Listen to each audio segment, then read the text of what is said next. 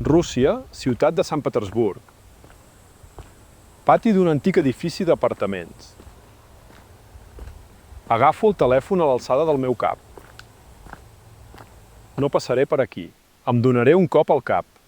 Per poder caminar amb normalitat, aquí es va treure una capa de terra i van fer 2 passos. Mireu que baix és el pas. 2 portes als murs a banda i banda del passadís. També cal baixar les escales fins a les portes. Aquesta porta té 2 graons avall.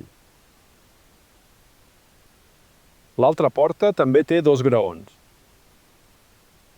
És realment aquesta la idea de l'arquitecte que va construir l'edifici? Creu un passatge baix incòmode amb esglaons? Aquí teniu el nivell d'asfalt. Aquí teniu els passos. Aquí tens un bisell perquè no et trenquis el cap. Un projecte arquitectònic impressionant per a la capital de l'imperi rus. Els historiadors diuen que el van construir així, però no poden explicar per què. Mirem la paret de la casa al costat d'aquest passatge. Trobem una finestra oberta, coberta amb malla metàl·lica. Els propietaris del local no van trobar cap sentit a una finestra tan baixa. Aquí s'ha instal·lat una finestra moderna de doble vidre. Aquí també hi ha una finestra de doble vidre. Pel que sembla, aquesta és una habitació individual. L'obertura de la finestra és petita i té proporcions incorrectes. Abans hi havia una finestra normal aquí.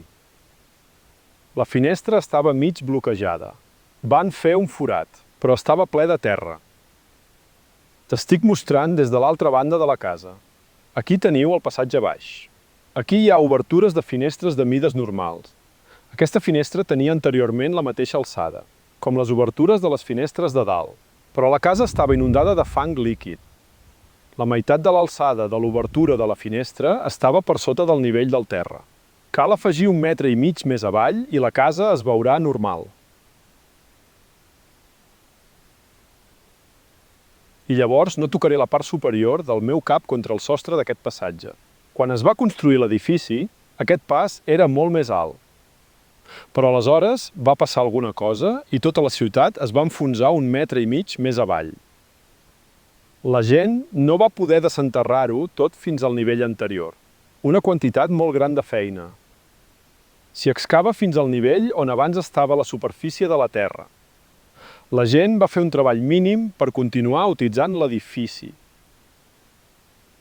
Per això els passatges eren tan baixos i les finestres estan per sota del nivell d'asfalt.